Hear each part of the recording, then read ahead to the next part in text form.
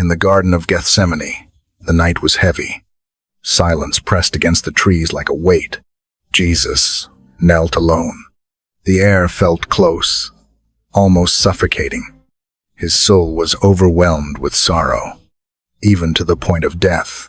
He asked the disciples to stay awake, but their eyes were already falling shut. In that moment, loneliness was not abstract. It was real. It was close. Betrayal was approaching, step by step, and he knew it. This is not just a story of suffering. It is a window into the depth of human pain that even the Son of God carried. And somewhere within Scripture, another voice echoes this same weight. A cry found in Psalm 55. The psalmist speaks of trembling heart, of fear that will not settle, of betrayal not from enemies, but from someone close, someone trusted, someone once called friend. There is something deeply unsettling about that kind of pain. It does not come from distance. It comes from closeness. And maybe that is why this psalm feels alive, even today. Because you understand what it means to be shaken from within. Not because of what is far away, but because of what is near. There are mornings when the heart feels unsteady, even before the day begins. Thoughts rise before strength does. Worries speak before peace arrives. And you may not always have words for it, but the weight is there. The psalmist did not hide it. He brought it before God honestly. Fear, trembling, restlessness. And yet, even in that place, there is something deeper being formed. A turning of the heart toward God in the middle of unrest. Jesus, in Gethsemane, did not run from the moment. He faced it in prayer, and the psalmist did not silence his fear. He laid it before God. This is where faith begins to breathe, not in denial of pain, but in bringing pain into the presence of God, fully, honestly, without disguise. And maybe this is where you are today. At the beginning of a new day, before everything starts moving, before voices get louder, there is already something within you speaking. Something you cannot fully explain, but you are here now, listening. And that matters more than you may realize. Because this moment is not empty. It is an invitation to bring your heart before God, just as it is. The words of Psalm 55 begin to unfold like a wounded breath. Not rushed, not polished, just honest. The psalmist does not hide the shaking inside his soul. He lets it speak. My heart is in anguish within me. There is no mask in that sentence. Only truth, raw and unfiltered. And that is where many people find themselves before God in the morning. Not strong yet. Not fully steady. Just aware that something inside feels unsettled. Something unnamed. The psalm does not rush to fix it. It first acknowledges it, because healing in Scripture often begins with honesty, not performance, not pretending. And this is something deeply important to understand. God is not distant from that kind of honesty. He does not step away from trembling hearts. He draws near to them. There is a moment in the psalm where the desire for escape appears. A longing to fly away and be at rest, to leave behind the noise, to find silence somewhere else. That feeling is not foreign. It is deeply human. Even strong believers carry moments like that, moments where strength feels far away. But the psalm does not end in escape. It moves toward something else, a turning of the heart, a shifting of direction. Cast your burden on the Lord. That is where the weight begins to change shape, not removed instantly, but transferred from self to God. And this is where the spiritual tension becomes real, because you are not always taken out of the situation, but you are invited into a different way of carrying it, with God in it. The psalmist also speaks of betrayal and broken trust, of relationships that once felt safe, That pain does not stay on the surface. It goes deeper. It touches the places where trust used to live. And yet, even there, the psalm does not turn away from God. It turns toward him. That is not natural human reaction. That is formed faith. A faith that has learned to bring confusion into prayer. Instead of letting it become silence, there is something quietly powerful in that choice. To speak to God instead of withdrawing from him, even when emotions are not settled, even when answers are not clear. And maybe that is why this psalm still speaks today, because it does not demand perfection first. It meets people in process, and slowly, as the words continue, something shifts, not in the situation, but in the heart. There is a sense that God is not absent in the middle of disturbance.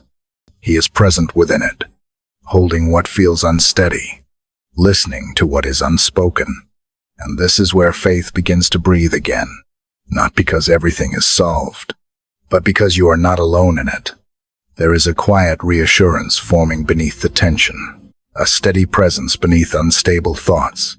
And even before prayer begins, something is already happening. The heart is being invited back into alignment, not forced, not rushed, but gently drawn toward trust, toward surrender, toward God. There are moments in life when faith is not loud. It is not confident or expressive. It is quiet, almost fragile, yet still present. And this is where the human heart meets God in a very real way. Not in perfection, but in dependence. The psalmist did not resolve everything before speaking to God. He spoke while still feeling the weight. That is important to see, because many people wait until they feel strong before they pray. But Scripture often shows something different. Prayer begins in weakness, not after it disappears. And as the psalm continues, there is a shift in tone. Not a change in circumstances, but a change in direction. The focus begins to move from internal fear to divine trust, from what is shaking inside to who is steady above it.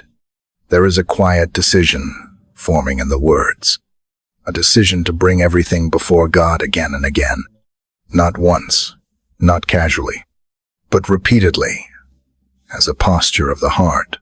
Evening and morning, and at noon I will pray. That rhythm reveals something deeper than routine. It reveals reliance, a life that does not only call on God in crisis, but stays connected throughout the unfolding of the day.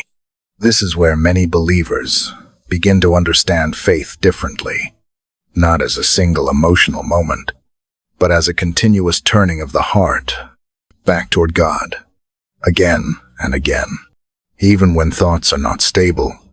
Even when emotions are not aligned, there is a quiet strength in returning, not because everything is fixed, but because God remains faithful. And this is where the Scripture begins to feel personal, not distant or theoretical, but close enough to touch daily experience. The human heart is not naturally steady. It moves with pressure, memory, and emotion. But God is described in Scripture as unchanging, a steady presence in shifting inner worlds. That contrast is where trust begins to form, not because the heart becomes perfect, but because it learns where to rest. There is something deeply comforting about that truth, especially in the early hours of the day, before decisions are made, before voices influence direction. There is a moment of positioning, a quiet alignment of the heart, and in that space, prayer is not just words.